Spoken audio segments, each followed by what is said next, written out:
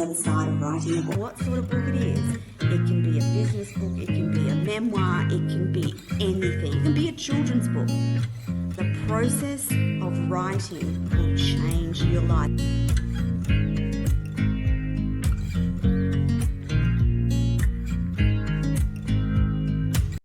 Hello everyone, and welcome back to the Artist and Author Hour. Once again, we have another phenomenal guest to speak to today. But before I introduce you to Camille, let me talk about our show. Each and every week, the Artist and Author Hour brings you amazing authors, writers, and artists from across the globe. And if you're watching this live on LinkedIn, Facebook, YouTube, Twitch, or Twitter, just remember that in the show notes or the notes that accompany this show, you will find our guests' contact details and you'll also find mine. And we encourage you to reach out and let us know what you think of the interview and our wonderful guest each week. A reminder too that you can catch all the catch-up shows on Binge TV Networks USA, Hero Go. The Toni TV channel app is available on Roku, LG, Samsung, and other smart TVs across the globe. Everyday Women's Network is now available by downloading the app on Apple or iPhone. Just search for EWN TV. You can also jump onto the platform by typing in EWNTV.online. It's our amazing new TV network for female-centric content across the globe. Now, an important part of each and every show is called our Welcome to Country, and it acknowledges the important part that our Indigenous communities have played in the development of Australia. So today, I want to respectfully acknowledge the people of the Yugambeh language region on the Gold Coast, Queensland, Australia, the traditional owners of the land on which we speak and broadcast, and I want to pay my respects to the elders past and present and all emerging leaders. And for any Aboriginal and Torres Strait Islanders here watching or listening today, thank you for being part of our world. Now, our guest today is a wonderful lady called Camille Flores. Now, Camille is an expat American living and surviving in Mexico. She is an author of some amazing books, and here's what you need to know. C.E. Flores was born in the eastern United States and currently lives in central Mexico.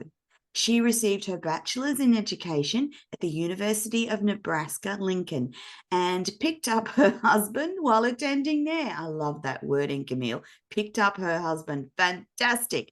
She writes about her wild and crazy off-grid life in rural Mexico at survivingmexico.com. Under her pen name, C.E. Flores, Camille has written and published reference books for women expats and herbalists. Under her pen name, Millie Flores, Camille has several children's books, including illustrated by her talented friend, Claudia. Welcome to the show, Camille. Thanks for having me. I'm delighted to have you here today. It took a little bit of convincing, but I absolutely know that you will be an amazing guest. And so on that note, I thought we'd start the interview with your favorite quote. And it goes like this: sometimes you find yourself in the middle of nowhere, and sometimes in the middle of nowhere, you find yourself. What a fantastic quote to start the show, Camille. I like this one. I think it's really a wonderful reference to finding yourself wherever you are in the world. Yes, I have to say that I don't think I would be the person that I am had I not come to the middle of nowhere, I think that I had to really re-examine what my strengths and weaknesses were over the years. And I can't imagine I'd be anyone else, but I know that I wouldn't have been had I not gone through all these things. So, in talking about that, I thought we'd start with a little bit of your journey.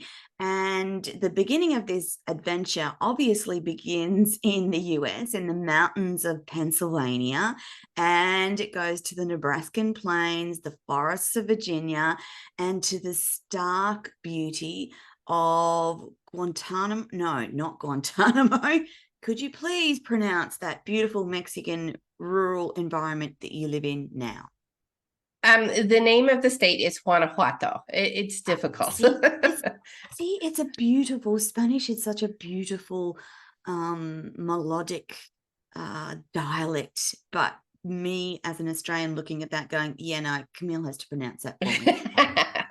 Can you say it again for us? It's so lovely. Guanajuato. Uh-huh. So you had to actually learn Spanish to I live. did.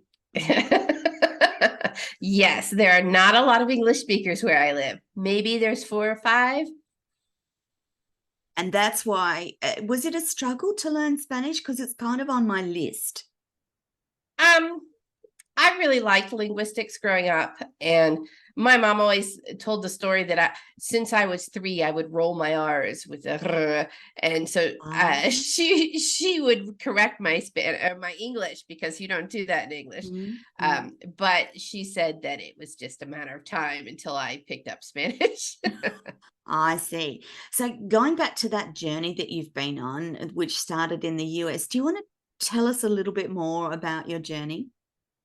Well, I'm from central Pennsylvania, which, as you mentioned, is very mountainous.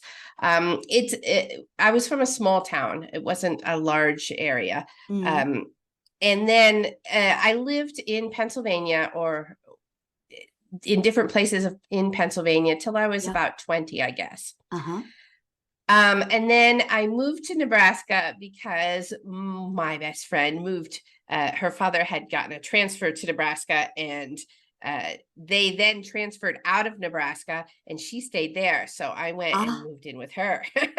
Oh, awesome. And then from there to Virginia. Yes. I was in Nebraska, I want to say 6 or 7 years. I attended the university there and got my diploma and a husband. Yes. And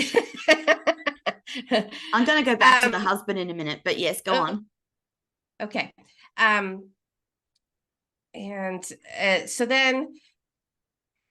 So you were in Nebraska and then you went to Virginia, yeah? Okay. Yes. Then we drove through Las Vegas and got married there. We have to include that in the story.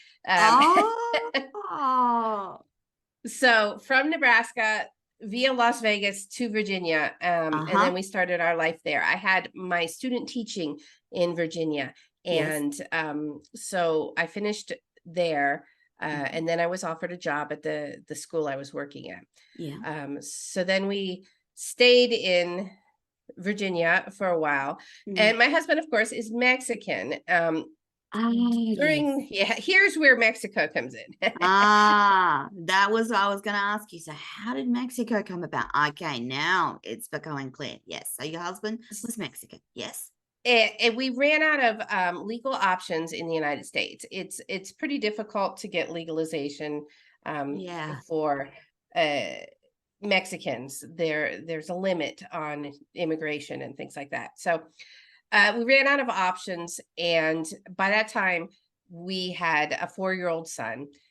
So we decided that instead of trying to live under the radar, we move so that our family stayed intact. And it was a 5-day overland trip from Virginia to our new location. Yes, quite a big trip with a small child. Yes, he did great, though. We had a cat too in the car. Well, that would have kept the 4-year-old occupied, I'm thinking. Yeah. So we made it to central Mexico. My husband was from an area, a town near where we decided. We lived closer to an urban area rather than his hometown, Yeah. for economic reasons. Mm-hmm. And that brought us to Mexico. The area that I live in isn't really even a village. It's called La Yacata. Oh, And there are just a handful of families that live here. yes. But we're close enough to a larger town that we can go into town. If you need to. Yeah. Mm-hmm. So that's where I am now. We built our own house here. Mm-hmm. Uh, but it hasn't been easy, I have to say. I know we're going to talk a little bit more about that as we go along. So one of the milestones of your life was turning 50, and I like to talk about women because it's quite a big milestone for many women. And so, what was that like for you, Camille? You're in Well, it was last Mexico. week. You're in Mexico, turning 50. Tell me how that feels for you. I have to say that although the initial years were very difficult for me here, Yes. I would say the last few years have been at a level where I've been able to create a life that I love, Mm-hmm. despite the obstacles and challenges that are Yeah. here. And so turning to 50 for me, I was kind of excited and nervous and Yes. what else do I want to do? And I'm like, well, I've accomplished many of the things that I wanted to do. Yeah. There are still some things I want to do, but I think I'm on the right track. So I'm kind of excited about the next 10 years or so. Camille, I have to say, there's something really special about women getting to 50 and beyond. Life actually becomes more magical. You actually become aware, rather, of the wisdom you've gained from all your experiences thus far. And I actually think that we come into our own in our 50s. And I think that you'll just love this portion of your life. I So hope so. I want to talk about arriving in Mexico, and I want to run through some of those issues and difficulties that you faced and overcome. Well, when we moved here, we had an idea of what sort of life we wanted. Yes. And so we bought a small plot of land. Unfortunately, we bought it without understanding a lot of the logistics. Um, there were issues with being connected to water services, electricity, and things like that. And we were not aware of that when we first bought it. Of course, that was all of our money, so we didn't have anything to, okay, well, let's give up and try someplace else. It wasn't an option. So it started that I actually became part of like the community board of directors to try to improve the probability of us getting some services out here. Because And Camille, Mexico uh-huh. is still very much third world Yes. country in many parts, isn't it? Yes. People Yes. might not realize or understand that vast areas of Mexico still don't have access to electricity, water, healthcare, which we'll talk about in a moment. But that must have been such a shock for you. It was not what I was expecting. When I remember trying to explain my situation to my mom, and she said, well, if you wanted to live without electricity, you should have married an Amishman and stayed here. I said, well, well, that wasn't my intention in moving to Mom, Mexico. thanks for that. Yeah. So, yeah, I actually spent 10 years living in the house that we lived in without any services. We didn't have water, we didn't have electricity, we didn't have sewer, I guess. I mean, we had something, but it Yes. wasn't what the level I had been expecting. And I actually said to my mom was very supportive. And I said, well, even my grandmother had a washing machine. I've gone back to the 1800s. And so I had I to was just learn going all to these ask you skills. about this, Camille.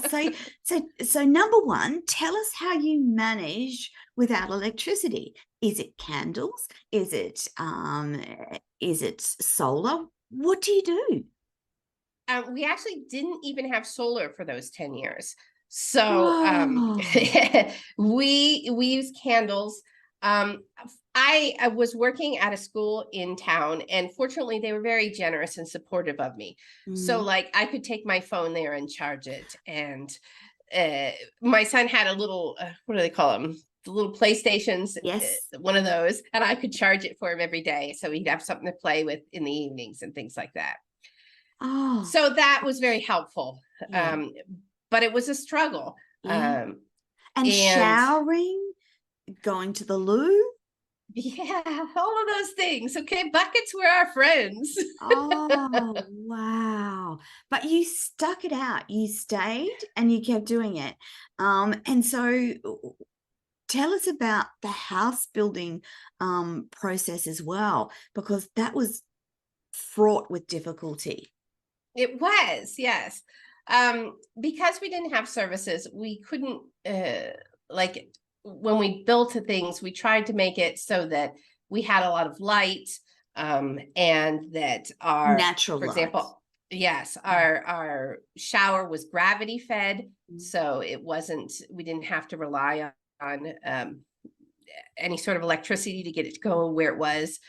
It required a lot of materials. And of course, that required water. And Yes. we were in an area that had a lot of water.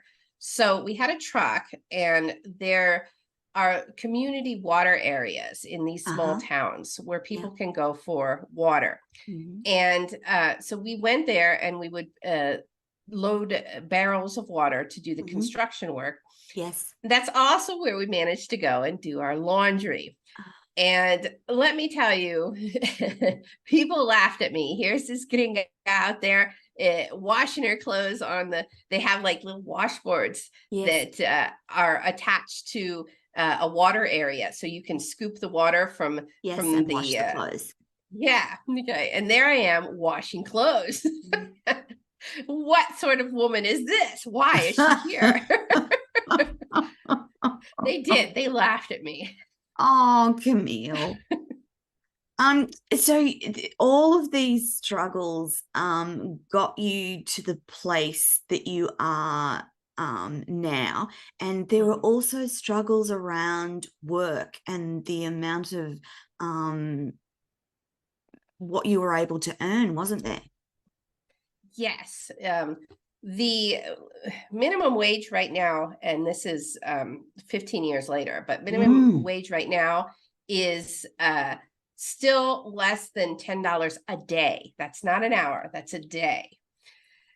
So at that time, I was making 70 pesos an hour, which is like $2. Okay. And I was working at a private school. I worked at a variety of private schools. Yes. And then I gave private classes after hours. So I was working from early morning until it was dark. I would leave in the morning before it was, and let me tell you, showering in the dark and with cold water is not pleasant. Yes. Yes. So I would work 6 days a week. And then on the Sundays, I was still, during the early years, trying to organize the community so that we could apply for services. Yes. So I spent all day Sunday doing that. And it ended up that we still don't have electricity here in the community. However, I have electricity because I found a place that had solar panels and managed to convince my husband that this was something that was going to work. It was really like magic to him. He didn't understand the concept of solar energy and how this worked and how we could just have this energy. Yes. Free from the sun, by the way. Yes. Yeah. Yes. Yeah. That must have made a However, huge difference. it did. It was expensive though. So, Right. I actually rented a little place in town for a time Mm. and was working online. And because I could make dollars that way, I could Yes, earn dollars. correct. Yes. And it was much faster. And I did that for about 2 years until we could afford um, the solar system. And so we Mm. bought that, and then we were able to get satellite internet. And so I moved my Yes. office from there to here. So here I am So finally. even in Australia, we have issues with internet, and Mhm. for me to work from home, we have to run two services, and one of Mhm. those is a satellite service, and I am so grateful for Mr. Tesla's satellites because now I have good, reliable, for the most part, internet. And it's a Mhm. huge game changer in terms of connectiveness to the world Mhm. and information and being able to work and broadcast. So I'm in Australia and you're way across in Mexico. So we are almost as far apart as you can possibly be on opposite Right. sides of the world. Yet you and I can have this wonderful conversation based on a satellite running Mhm. around in the sky, which is pretty cool, eh? Yes, it's amazing. Yeah. This was something that I really had to explain to people, Mm. how this worked. This is not an area that is technologically advanced, really. Yeah. Um, so yeah, Do you it has see been that interesting. changing, Camille, over the time that you've been there? Have you seen changes slowly start to come about? Is there an increase in the time it's taking to get things like water and electricity and internet, or is it still very slowed down? Nothing I changes think very it's fast. still very slowed down. Okay. I know that there are mostly businesses that have Uh-huh. solar. The electric company is kind of like encouraging people to get solar, and then they tap into that. So Yeah. yeah, it really saves them money. Yeah. They can take Um, advantage of your infrastructure without having to build their own. right. Yeah. Yeah. But it is good. It is good for the planet. Solar is, using the sun's energy is always preferable to, the ways that we've done it before. Camille, I wanted to talk about your writing process and what kicks that off for you. I have to say that the first 2 years that I was here, I was miserable. I cried Yeah. every day. It was so Oh, difficult for me. I don't know how you didn't give up, but anyway. My mom called me a pig-headed. She called me always. Fair enough. So I that get would that. that would be why I wasn't going to give up. I had Yes. moved here. I was going to make this You're work, going to make it and work. you just watch me. Mm. Mm. And of course, your husband's family is around you as well. Yeah. Yeah, I wouldn't say they're helpful though. They're more of those obstacles. Okay, I was going to ask about that. Oh my goodness. So all of those challenges in the first years, my goodness, Camille. Mhm. Yes. So once I got steady employment and we lived in the house, even if it didn't have services, we weren't Yeah. renting anymore. Yeah. Um, it was probably, actually, I started writing when I lost my main job at Mm. one of the school. The school closed, Yeah. and I wasn't able to immediately find another job. So I was teaching private classes only, and I started writing because I was really depressed. And I started with the story of the struggle that we had trying to get services and my role on the community board and things like that. Mm. So that was my first book that actually was on a blog, and Yes. then I turned it into a book. Yes. But from there, I realized that even women who really are excited about moving to Mexico, and I really thought this would be an adventure. So I really kind of came in with an optimistic viewpoint. How More foolish like was that? Survivor. Yes. Yes, this is before that show was on. So You were paving the way already. I was. So I started collecting information about how you do things. I have a chronic health condition. So one of the things I had to learn how to do was to get health care here. Yes. And it was difficult. Every time I would go to the doctor, it was a different procedure. I Right. had to talk to different people. Yeah. There were lines. I had to be there at 4 a.m. to get a line to get an appointment. And then I had to come back in 2 weeks for the appointment. And it was just gosh. stressful. Has that improved, Camille? Has No. the health, so healthcare has not improved either. No, Right. they had a change about right before the pandemic, where they said that things would be different from now on. We had a new president, and you don't need to have a special card or whatever, but it's the same procedure. Like, they don't have any additional funding. There's not enough doctors.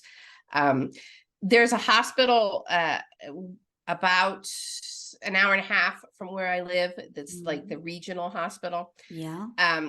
But and that's where I had to go for my healthcare. And then they have like little clinics that you can go to, but it's like impossible to get an appointment. And Camille, it was very stressful. So that's what prompted you to start writing about what you were experiencing, and then you talk about noticing that there are many women who relocate to Mexico. Can you talk us through that?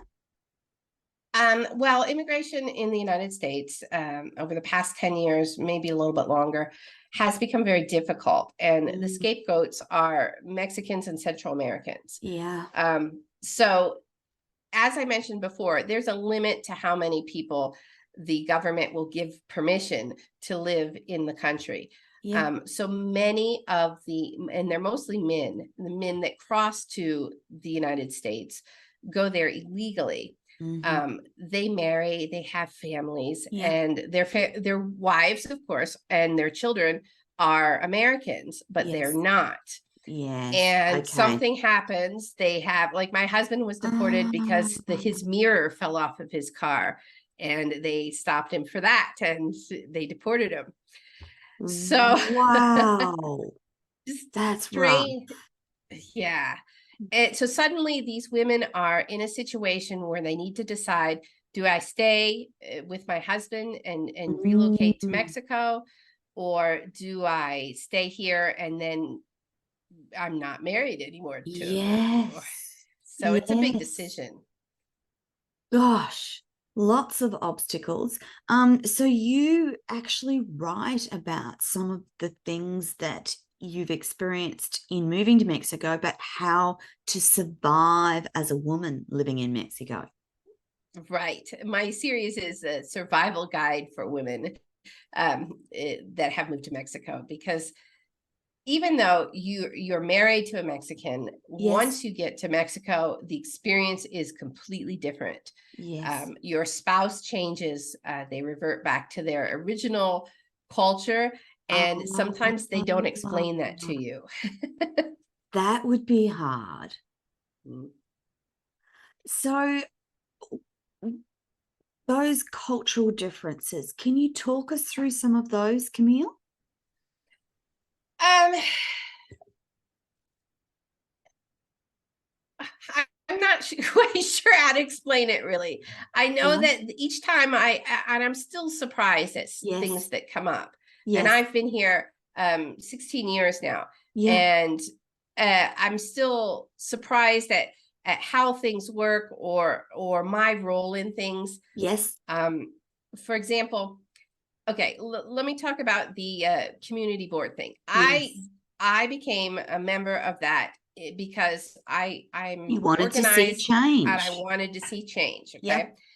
Everybody else on board that wanted to be participating in it was male. Okay. So when I would have ideas, they would not only dismiss them, but expect me to serve them food while they talked about stuff. Oh my goodness, that sounds so foreign to a white woman, Yeah. Western. Yeah. I felt like I could contribute to the conversation. Yes, absolutely. But they were not looking for me interested. to contribute. No, nothing I had to say. Oh, were you able to change that? No, I wasn't. I mean, it got worse, in fact. Oh my goodness. Like I would go with another member of the community board, and we would go talk to these people. We needed documentation, and we needed this and that. So we would go there, and I would get so frustrated because they would be pussyfooting around what they needed. Yes. And so I would say, look, here's what we need. And then they would look at me and say, what is she saying anything? She shouldn't speak at all. And furthermore, I wouldn't give her anything because she's foreign. Okay. Really, they would say this to the other person that was with me. Okay. And I know that I make mistakes in Spanish and things like that. Okay. But here's an instance that happened. One of the reasons we don't have utilities here is because the person that was in charge before did some fraudulent activities and took the money. No. And so that person who was in charge before was still trying to drum up business for himself. Okay. And so I went to one of the meetings, and he has this paper, and he says that the town hall is going to give him this. Okay, I can read in Spanish. Okay, yeah. So he passes this paper around, and I read it.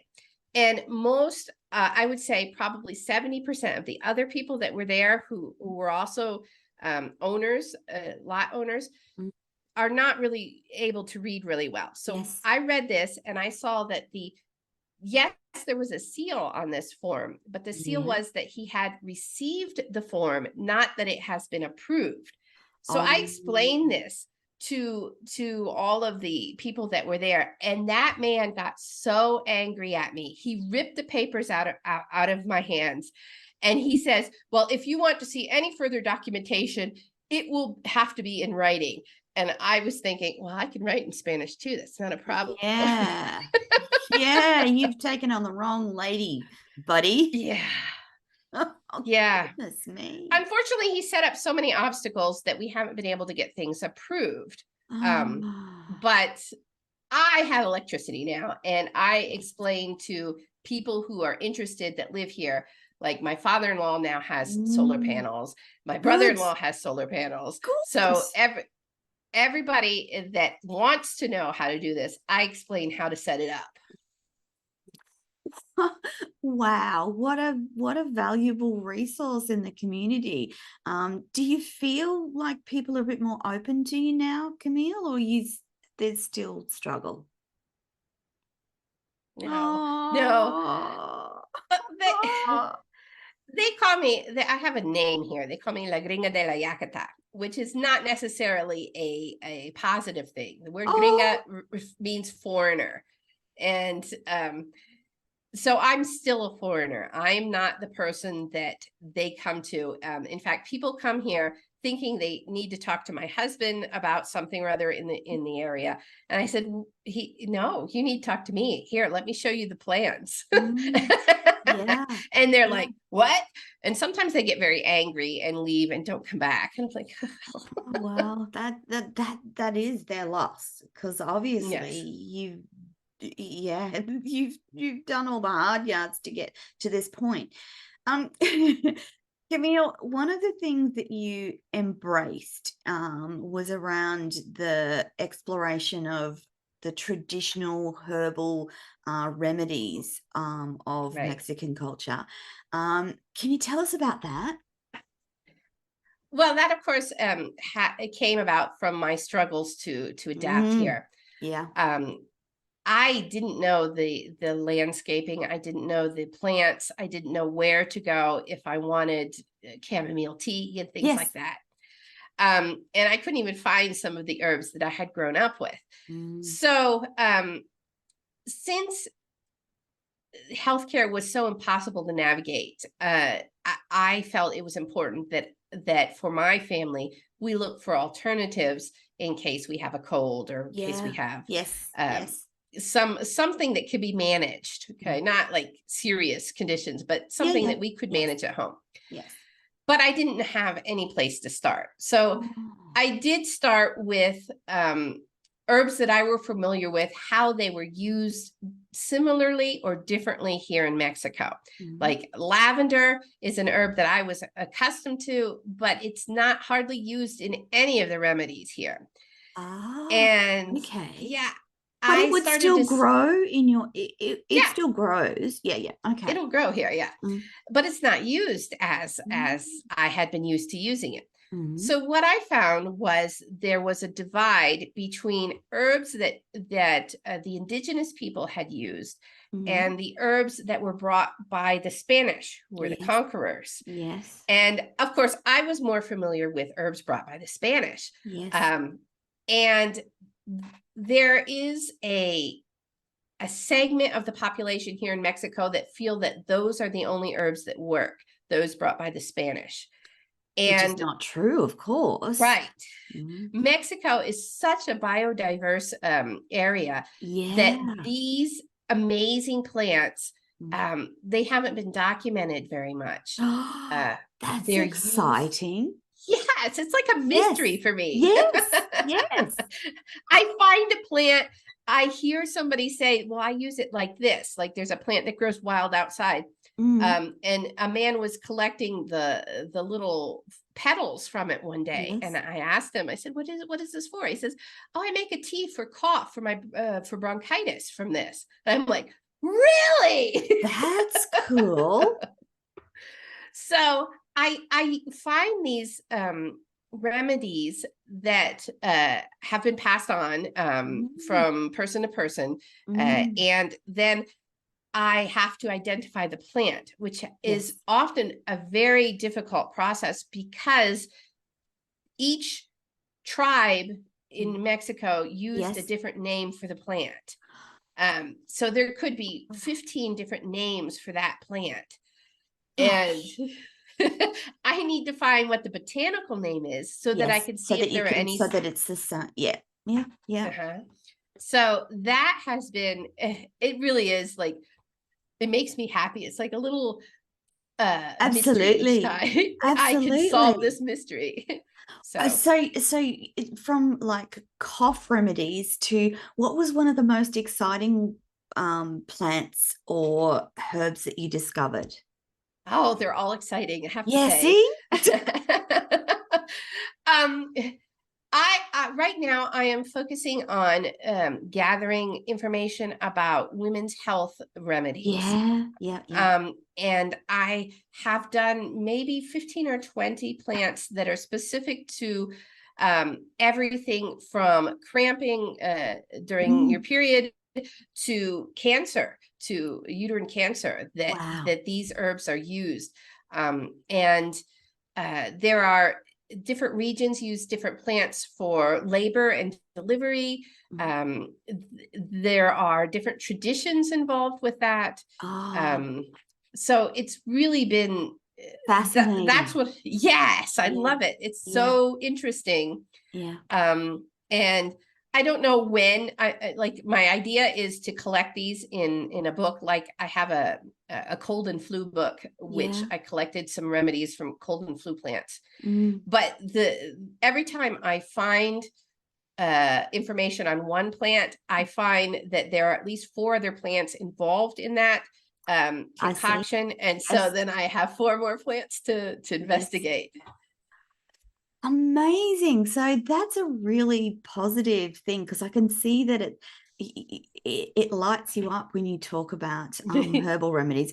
And I fundamentally have a belief that the earth has all the solutions to all of the ailments that humanity suffer from. We just haven't found them yet, or they're not widely known or used. So I know from my own health journey that it's a combination of the best of Western medicine with the best of natural therapies that keeps me really healthy and happy for the most part.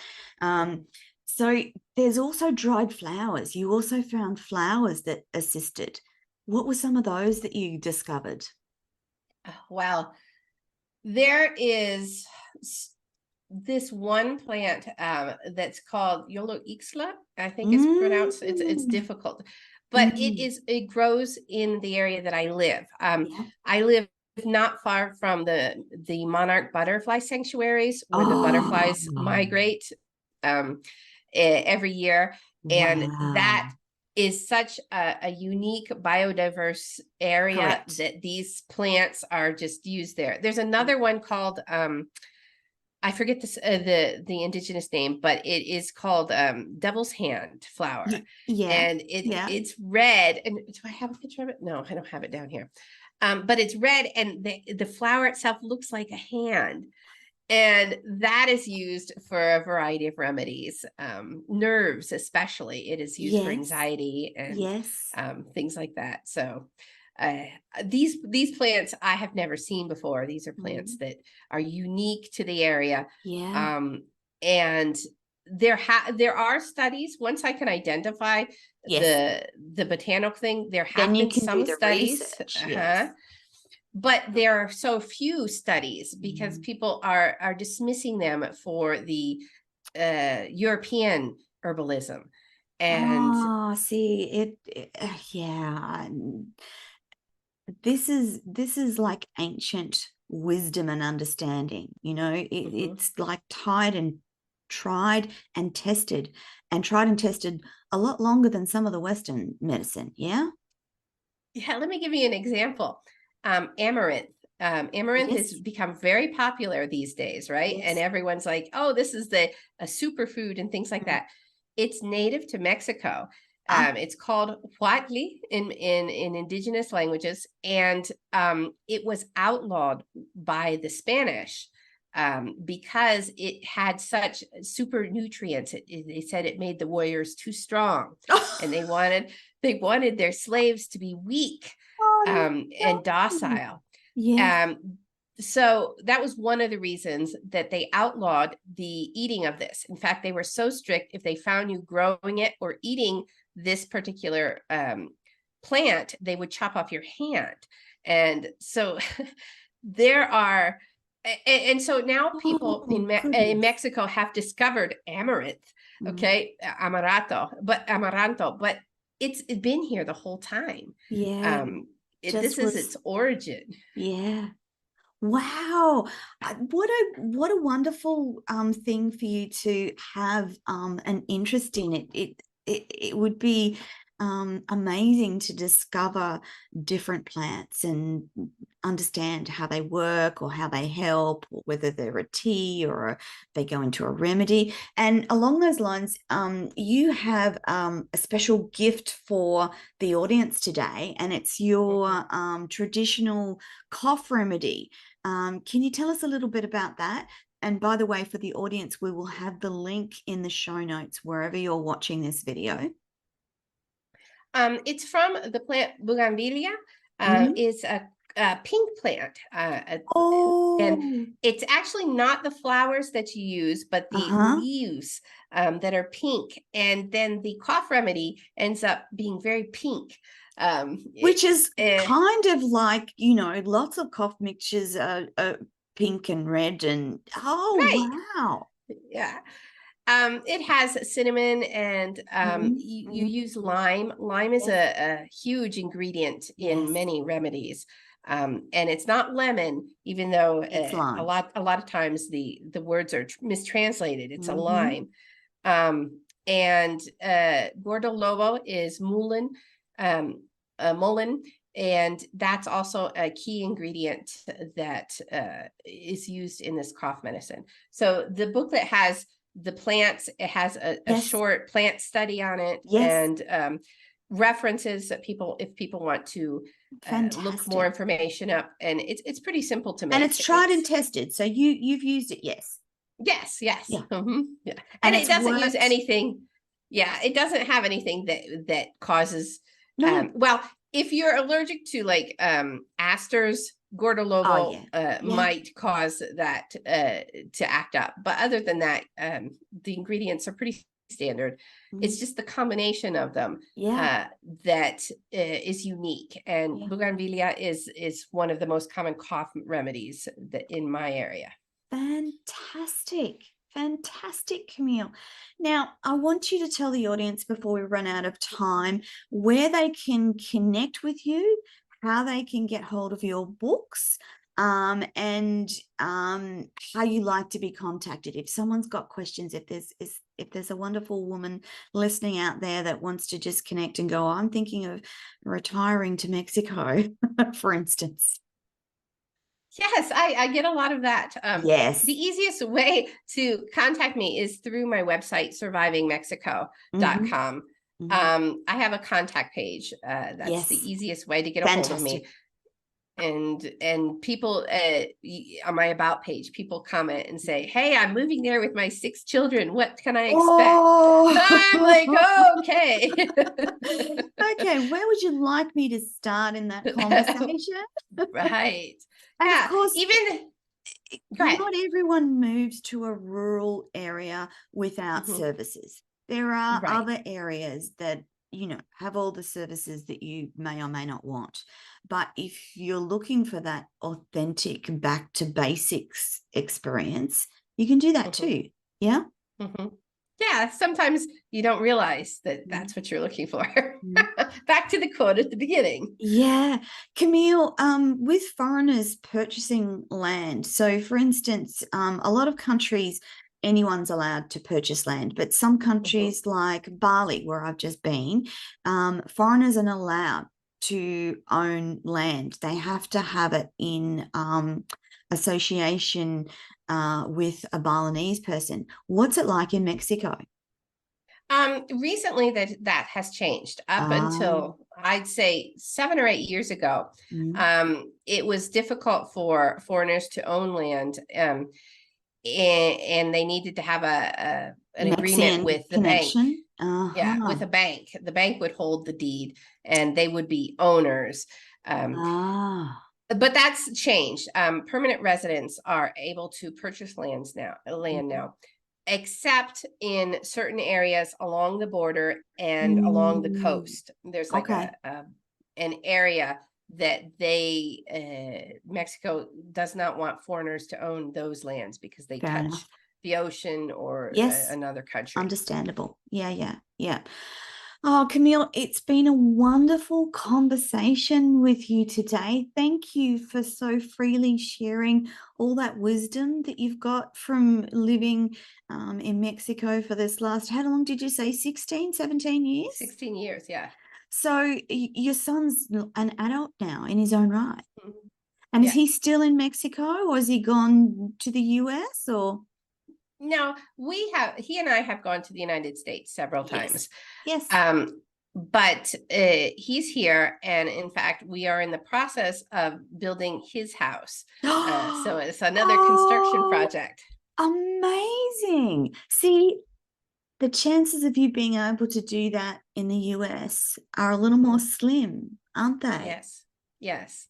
Financially, things are not good in the US. No. So this is not going to be a fancy mansion or anything that he's going to have. No, but it will cover the basics. Yeah. Oh, that's very exciting. I bet he's excited. He is, yes. Yeah. And so the next generation gets to, live that and experience that Mexican rural lifestyle. Right, but with solar and electricity and internet. So. that would make the difference, I'm sure. Solar and do you have tanks for water, Camille? Yes. Yeah.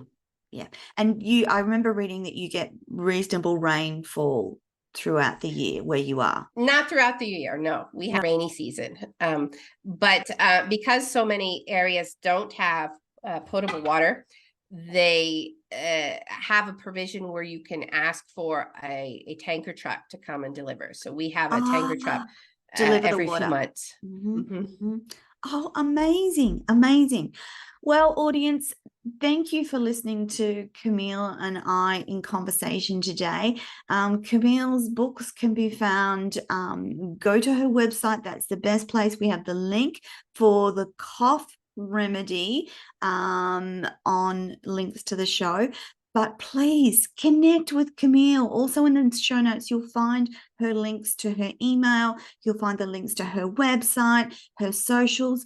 Connect, ask questions. This wonderful woman has paved a way for others to hopefully have a less troublesome relocation to Mexico. Mm-hmm.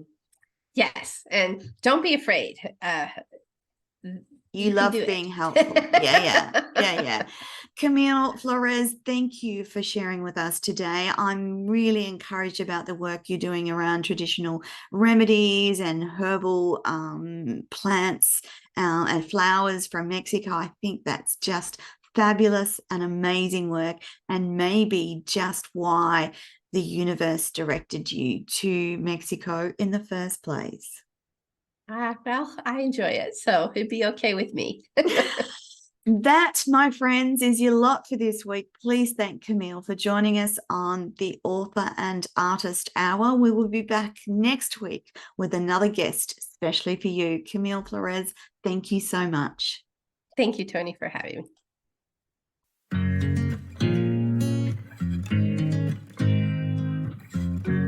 It's not about the book. It's about the person you become on the other side of writing a book. What sort of book it is. It can be a business book. It can be a memoir. It can be anything. It can be a children's book.